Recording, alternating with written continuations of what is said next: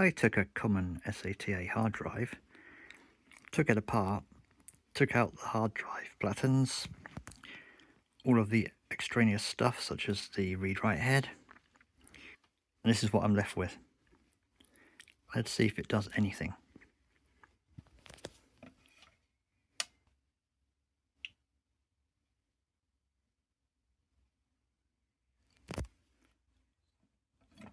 No. Oh well, this is a quick video. No, it actually does do something. Listen, hear it clicking. Let's turn the SATA adapter off and back on again.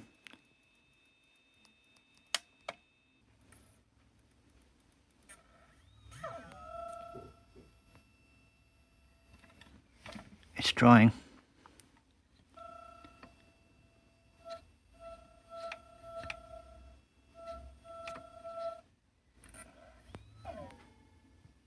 I put a few screws in it and put the platen back on, so let's see if it spins up now. Oh, it's definitely not happy. Come on, buddy. Go on, go on, go on. There it goes. Yay!